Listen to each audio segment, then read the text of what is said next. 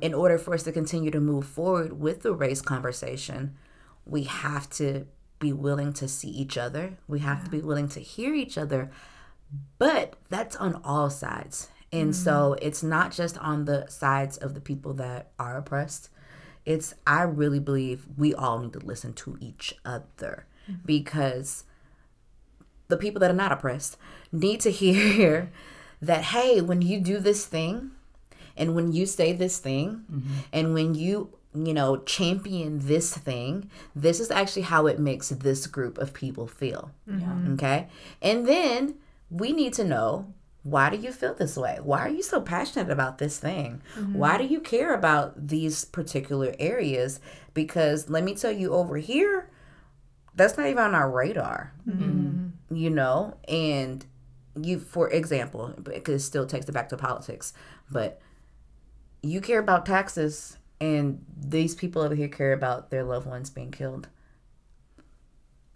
Two very different narratives, two very different stories. But if we all gathered once again at a table to actually dialogue, and I care about you as my sister, I care about you as my brother, and I'm willing to look you in the eye and hear your story and hear and actually care about your story, it may cause me to look differently at what I'm thinking about. And then maybe you can teach me about taxes, because literally, it's literally a thing. It is a thing.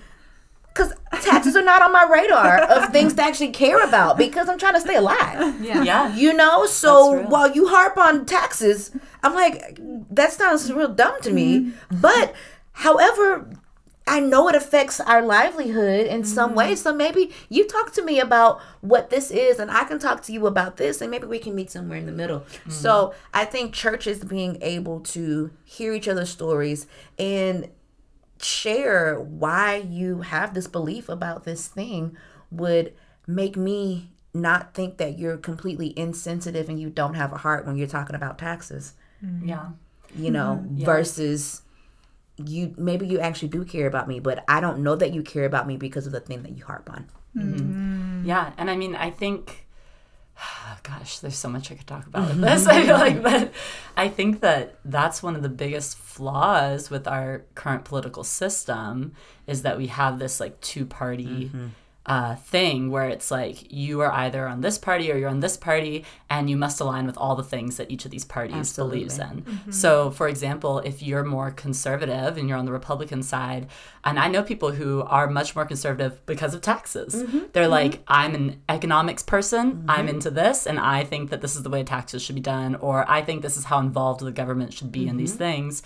But for some reason, we've decided that if you think that, then you also must think these things about race. You also must think these things about immigration. You also must think these things about the unborn, women's rights, about women's rights, all sorts of things. And then on the flip side too, for example, in the Democratic Party, you might care about all these different social justice issues, but there's not room for you to also be pro-life as a Democrat, and which is also a social justice issue. So it's there's so much where they say this is black and white, and I think that there's some people that are pushing for that gray and that are pushing for less of that two-party, but it's so hard, and I think that we get wrapped up in that, and then we say, well, if you believe in this, then you're a communist, or if you believe in this, then you are not a Christian, and so it's so important to sit down and actually think if we strip all these different things away and we look at the people, I think there's so much more room for compassion, and there's so much more room to actually connect and care about these people.